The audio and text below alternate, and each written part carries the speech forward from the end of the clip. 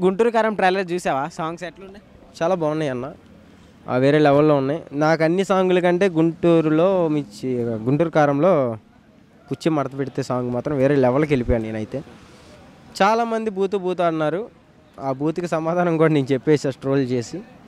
ఇంకా అది అయితే మరి మహేష్ బాబు గారు ఈ సాంగ్లో చూసుకుంటే ఇప్పుడు కుర్చీ తాత డైలాగ్ పెట్టారు కదా, సో అందులో కొంచెం వల్గారిటీ ఉంది. దానికి ఎందుకు మహేష్ బాబు గారు ఒప్పుకున్నారు అని ఎక్కువగా ఎక్కడ ఉంది నాకు చెప్పండి అన్న, ఎక్కడ ఉంది చెప్పండి. ఇప్పుడు కుర్చీ మడత పెట్టి కదా, దాని పక్కన ఇంకో వార్డు ఉంటుంది. ఆ వార్డు అందులో వాడారా వాళ్ళ ఎందుకు వీళ్ళు కంగారు పడిపోయి చించేసుకుంటే ఏమవుదు. మొత్తం వినాలా, క్లారిటీ వినాలా. అలా మొత్తం ఎలా పెడితే సెన్సారే ఒప్పుకోదు ముందు అలాంటివి పెట్టుకుంటే అలాంటి సినిమాల్లో. అందులో మహేష్ బాబు గారి సినిమా అంటే అసలు ఒప్పుకోరు. అది ఎట్లుంది సాంగ్? వేరే లెవెల్లో ఉందన్న.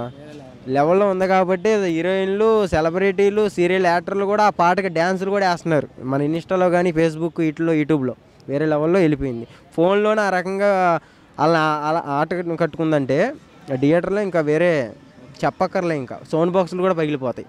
సో బ్రదర్, అయితే ఇప్పుడు కుర్చీ తాత డైలాగ్ని అయితే మహేష్ బాబు గారి సినిమాలు పెట్టడం జరిగింది కదా, అంటే ఒక కామన్ మ్యాన్ది ఊరికి ఒక డైలాగ్ పెట్టడం ఎలా అనిపిస్తుంది? చాలా హ్యాపీగా ఫీల్ అవుతున్నాం. ఎందుకంటే ఆరిపోయిన దీపానికి వెలుగు ఎక్కువ అని ఒక సామెత ఉంటుంది. సో ఆ సామెత ఈయనతో ఆ డైలాగ్, పడిపోయిన డైలాగ్ని గుంటూరు కారంలో పెట్టి ఆ డైలాగ్కి మళ్ళీ ప్రాణం పోశారు. ఎందుకంటే యాక్చువల్గా డైలాగ్ అందరూ మర్చిపోయారు.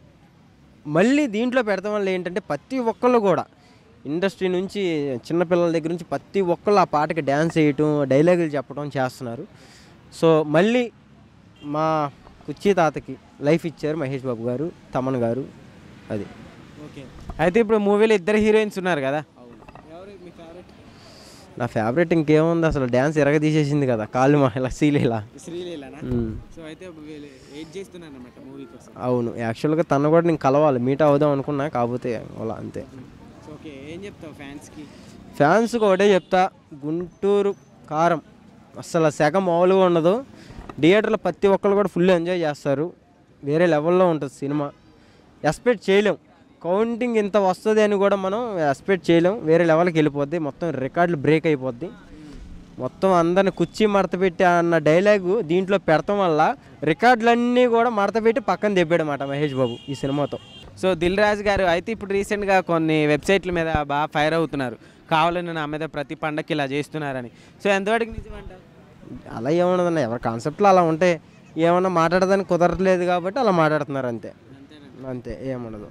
సో అయితే ఇప్పుడు గుంటూరు కారంతో పాటు హనుమాన్ అనే మూవీకి కూడా ఇప్పుడు రాబోతుంది కదా, సో అట్లా హనుమాన్ కూడా ఇజ్ హిట్ అయ్యిద్ది. ఎందుకంటే ఫస్ట్ ఆఫ్ ఆల్ జనాలు అందరూ కూడా గుంటూరు కారమే చూస్తారు. సో నెక్స్ట్ వచ్చి హనుమాన్ చూస్తారు. ఇది ఒక దేవుడికి సంబంధించిన టైటిల్ పెట్టుకున్నారు, అదే కంటెంట్ ఉంది కాబట్టి గ్రాఫిక్స్ వేరే లెవెల్లో ఉంది కాబట్టి అది కూడా చూస్తారు. హిట్ అయ్యిద్ది, వాళ్ళు పెట్టిన అమౌంట్ అయితే వస్తుంది.